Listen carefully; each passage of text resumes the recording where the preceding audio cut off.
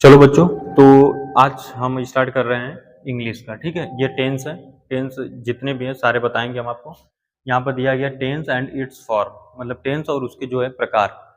यहाँ से स्टार्ट करते हैं। टेंस जो होता है वो टोटल 3 प्रकार का होता है। ठीक है, जैसे पहला जो होता है वो प्रेजेंट टेंस होता है।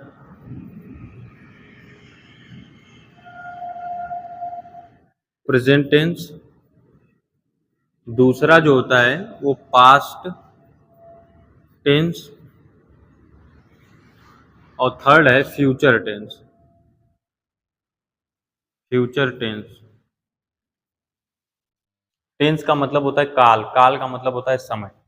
यहाँ पर प्रेजेंट टेंस का मतलब होता है वर्तमान। हिंदी में ये होता है वर्तमान काल। वर्तमान काल। पास्ट का मतलब होता है भूत। भूतकाल। और फ्यूचर का मतलब होता है भविष्य काल।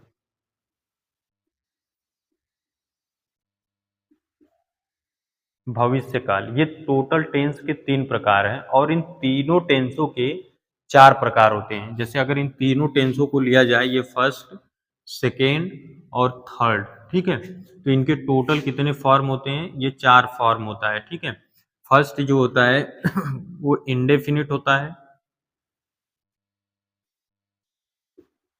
दूसरा है कॉन्टिन्यूअस। और तीसरा है परफेक्ट।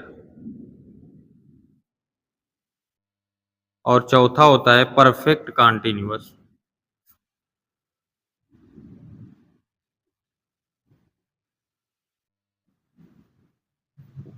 ठीक है, मतलब कि टोटल टेंस कितने हो गए? 3। और इन तीनों के 4 पार्ट होते हैं। मतलब प्रेजेंट का भी ये चारों फॉर्म है, पास्ट का भी चारों फॉर्म होता है, फ्यूचर का भी ये चारों फॉर्म होता है। ठीक है, indefinite, continuous, perfect, perfect continuous.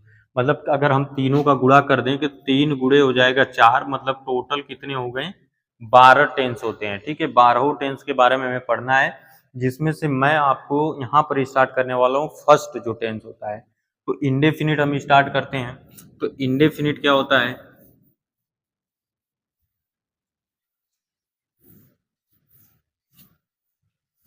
तो यहां से हो जाएगा प्रेजेंट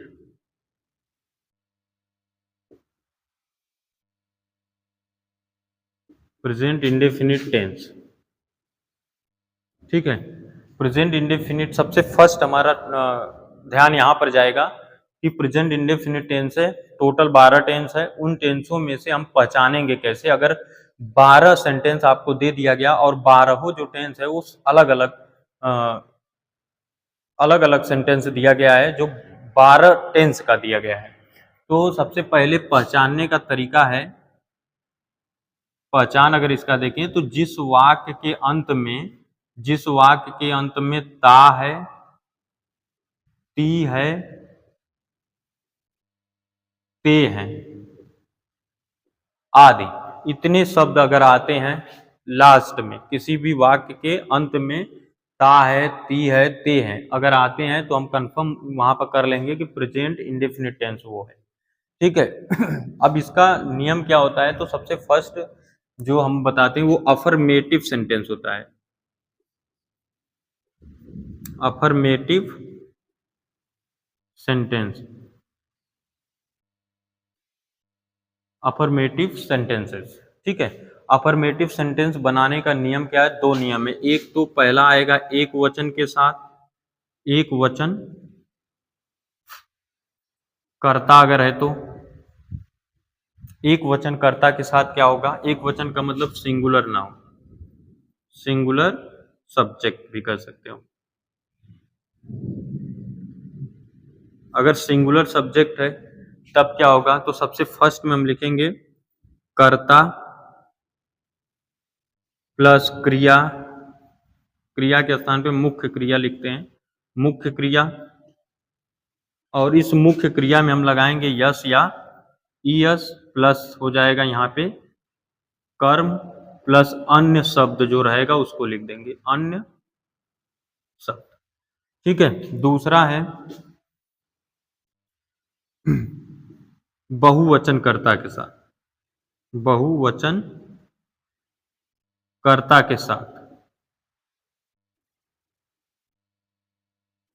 बहुवचन कर्ता के साथ क्या होगा, मतलब प्लूरल नंबर, प्लूरल नंबर या प्लूरल सब्जेक्ट। ठीक है। प्लूरल सब्जेक्ट रहेगा तब नियम क्या कहता है, तो पहले तो हम लिखेंगे कर्ता प्लस क्या होगा, मुख्य, मुख्य क्रिया। इस मुख्य क्रिया में हम यस या यस नहीं लगाएंगे, ठीक है। डायरेक्ट क्या हो जाएगा, कर्म होगा और प्लस कितना हो जाएगा, अन्य शब्द। ठीक है। कुछ सेंटेंस हम लिख करके आपको समझा रहे हैं, लेकिन उससे पहले ये समझो कि एक वचनकर्ता किसको किसको कहेंगे। तो एक वचनकर्ता के साथ मतलब कि एक वचन कर्ता क्या होगा, किसे कहेंगे, जैसे अगर आएगा ही आएगा, सी आएगा, इट आएगा। ही सी इट, या कोई नाम हो, या कोई नाम हो, ठीक, किसी का भी नाम हो, जैसे राम हो गया, सीता हो गया, गीता हो गया, मेरा नाम हो गया, आपका नाम हो गया, सभी का नाम। अगर नाम आएगा तो वो एक वचन करता रहेगा। अगर एक वचन करता जब रहेगा तो हम इस रूल को फॉलो करेंगे। अगर बहुवचन करता है जैसे I, we, you, they, I, we, you, they, ठीक है। अगर ये है, या अन्य कोई क्या है, डबल नाम आ जाता है, जैसे राम और श्याम, जैसे दो आ जाता है, तो जहां पर भी एक के अलावा कोई दूसरा व्यक्ति रहेगा तो सब्जेक्ट हमारा चला जाता है बहुवचन में, ठीक है। तो कुछ सेंटेंस हम आपको यहाँ पर करा रहे हैं और इसी रूल, इन्हीं दो रूलों पर हम कराएंगे उसको, ठीक है। देखिए दिया गया है, 3 एग्जाम्पल हम लिए हैं, ठीक है। 3 एग्जाम्पल में पहला दिया है, मैं अपना काम रोज करता हूँ। तो सबसे पहला काम यह है कि टेंस को पहचानना कि ये टेंस कौन सा है, प्रेजेंट इंडेफिनिट टेंस है कि नहीं। हम क्या लिखवाएं पहचान में, कि जिस वाक्य के अंत में ता है, ती है, ते है, इन तीनों में से कोई एक के भी आएगा तो प्रेजेंट इंडेफिनिट टेंस होगा। तो जो यहाँ पर देखो लिखा गया है कि ता हूँ, ती हूँ, ते है, तीनों है, ठीक है। तो ये क्लियर हो गया कि तीनों जो है वो क्या है, प्रेजेंट इंडेफिनिट टेंस में है। अब आता है कि सब्जेक्ट को कैसे पहचानते हैं। जब हम वाक्य, जो सबसे पहला जो होता है ता है, जैसे यहाँ पर दे रहे हैं ता है,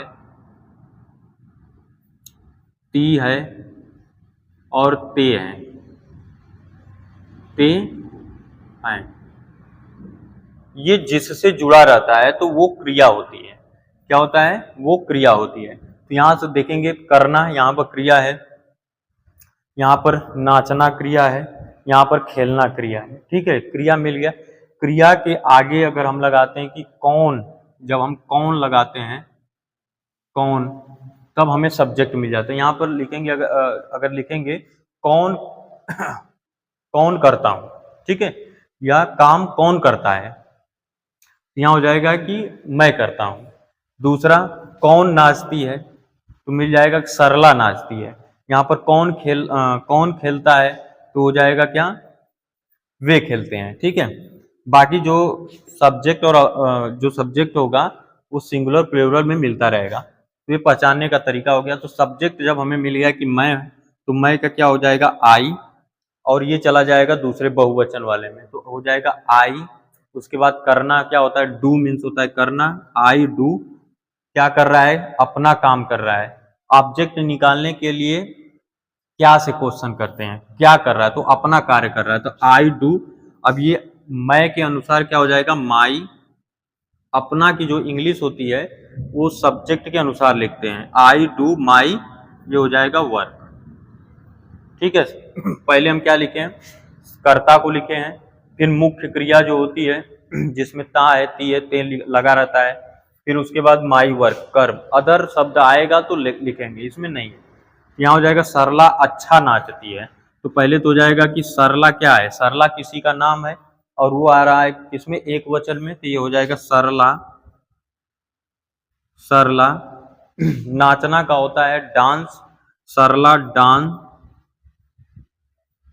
अब बोले कि यस या यस लगाते हैं मुख्य क्रिया में, तो डांसेस हो जाएगा, डांसेस। अच्छा क्या होगा, वेल। सरला डांसेस वेल। फिर वे क्रिकेट खेलते हैं, तो वे का क्या होता है, दे। ये ये तो क्लियर हो गया, क्या है, बहुवचन करता है, तो उसके अनुसार हम यहाँ पर क्या लिखेंगे, राइट। इसमें यस या यस नहीं लगेगा, क्या खेल रहे हैं, क्रिकेट। दे राइट क्रिकेट। ठीक है, ये हो गया। इसी तरीके से आप टेंस को लगा सकते हैं, जितना भी होगा। जैसे यहाँ पर अफर्मेटिव जो सेंटेंस लिए थे 3 to 4 to 5 to ऐसे कराएंगे, फिर आगे बढ़ते हुए रहेंगे। बहुत ही शॉर्ट फॉर्म में पढ़ाएंगे, बेसिक चीजें आपको आ जाए, फिर उसके बाद जो आगे का प्रोसेस है आपको कराते रहेंगे।